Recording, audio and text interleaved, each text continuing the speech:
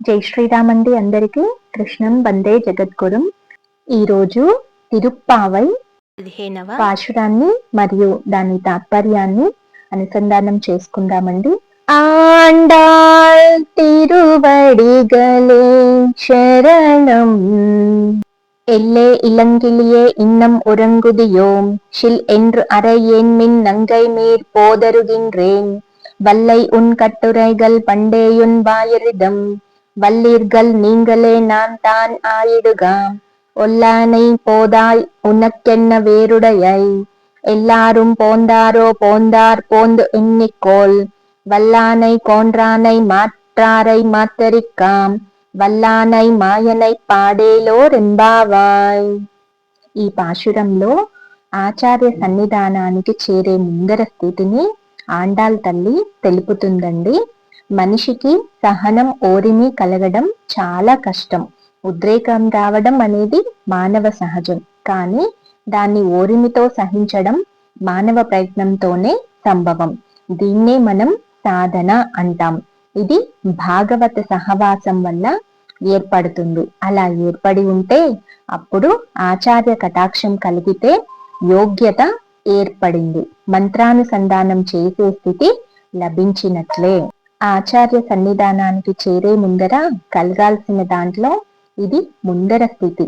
ఈరోజు ఆండాల్ తల్లి ఎట్లాంటి భాగవతోత్తముల సహవాసం మనకు కావాలో చెబుతుంది. ఈ రోజు పాశురం బయట గోప బాలికలకు లోపల గోప బాలిక మధ్య సంభాషణలా సాగుతుంది. నిన్నటి గోప బాలికతో కలిసి వీరంతా స్వామిని పంకజనేత్ర, పుండరీకాక్ష అని పాడుతుంటే విన్నది. ఈవిడకి భాగవతోత్తముల పాటలంటే చాలా ఇష్టం. తాను లేచి బయటకు వస్తే వారు పాడడం ఆపేస్తారేమోనని అనుకుని తాను లోపల నుండే గొంతు కలిపి ఆనందిస్తుంది.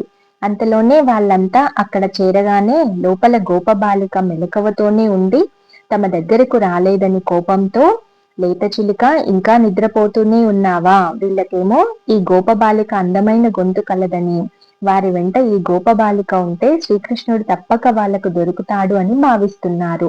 ఆమెలోని యోగ్యతను పొగుడుతున్నారు. కానీ లోపల గోపబాలికకు నేను మిమ్మల్ని అంతా ఎడబాసి బాధతో నేనుండగా నన్ను పొగడడం సరికాదు అని శ్రీకృష్ణుడు తన దగ్గర ఉన్నట్లు భావించి ఆక్షేపిస్తున్నట్లుగా అనిపించి, ఏమిటా గోల మీరంతా, శ్రీకృష్ణుడు నా దగ్గర ఏమీ లేడు, పరిపూర్ణులు మీరే, వస్తున్నాను అని అంది. బయట నుండి వాళ్ళు, మహాసమర్థురాలివే, నీ నోటి దురుస్తనం మాకు తెలుసులే, ఇప్పటి నుండో మాకు నీ సంగతి తెలుసులే అని అన్నారు. అంతలో లోపల గోపబాలిక, మీరే సమర్థులు, నన్నా సమర్థురాలు అని అంటున్నారు, అసలే నేను శ్రీకృష్ణుడి ఎడబాటుచే బాధలో ఉన్నాను, మీరేమో అంతా కలిసి శ్రీకృష్ణుడి దగ్గరకు వెళ్ళడానికి సిద్ధంగా ఉన్నారు, రాకపోవడం నాదే తప్పు అని ఓరిమితో అంది.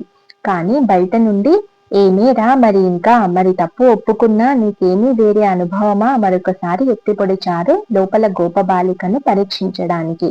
ఆమె లోపల నుండి, అంతా వచ్చారా అంది. బయట నుండి వీళ్ళు, అందరూ వచ్చారు, నీవు బయటకి రా, నీ దర్శనం మాకు కావాలి అన్నారు. ఏం చేద్దాం అందరం అని అడిగింది లోపల గోపబాలిక.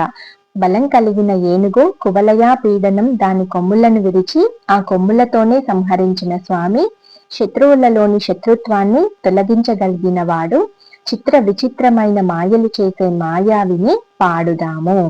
ఆండాల్ తల్లి 5వ పాటలో మాయనే అని మొదలుపెట్టి శ్రీకృష్ణ అవతారాన్ని ప్రారంభించింది. శ్రీకృష్ణుడు పుట్టింది మధురలో, పెరిగింది గోకులంలో.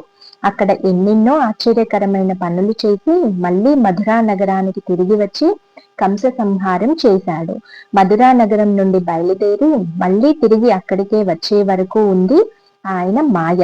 పుట్టగానే రాత్రికి రాత్రే యమునా నది దాటి ఆవల గోకులానికి బయలుదేరాడు. అక్కడికి పంపిన పూతన, శకటాసురుడు, అశ్వాసురుడు, బకాసురుడిని సంహరించి తన కళ్యాణ గుణాలతో అక్కడి వారిని పిచ్చెక్కించి అక్కడి నుండి తిరిగి మధురకు వచ్చి కువలయా పీడాన్ని, చారుణ ముష్టికులను చంపి, కంసుణ్ణి చంపి బందీగా ఉన్న ఉగ్రసేనుణ్ణి రాజుగా చేసి మధురా నగరానికి పట్టిన దరిద్రాన్ని తొలగించాడు. ఇది భగవంతుడు చేసే చేష్ట.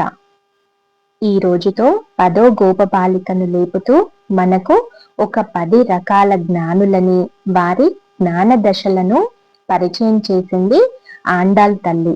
అలాంటి యోగ్యత కలిగిన మహనీయుల్ని మనం చేరి ఉండాలని, వారిని దర్శించుకుంటూ వారు ఆదేశించిన మార్గంలో పయనిస్తూ జీవితంలో ముందుకు సాగగలిగితే అది మనకు శ్రేయస్సు. ఇది నిలబడడానికి మనం భగవంతుణ్ణి ప్రార్థించాలి తప్ప లోకంలో భక్తులను దూరం చేసుకోకూడదు. తిరుప్పావై మనకు అదే నిరూపణ చేస్తుంది. 10 మంది గోపికలను లేపే ఈ 10 పాటలే తిరుప్పావై అంటారు. ఇక ఈ నమ్మకం గట్టిపడడానికి మిగతా పాటలు. ఇదండి 15వ పాశురము. రేపు మళ్ళీ 16వ పాశురంలో కలుద్దాము. జై జవాన్, జై కిసాన్, జై శ్రీరామ్. ధర్మో రక్షతి రక్షితః. కృష్ణార్పణం. స్వస్తి.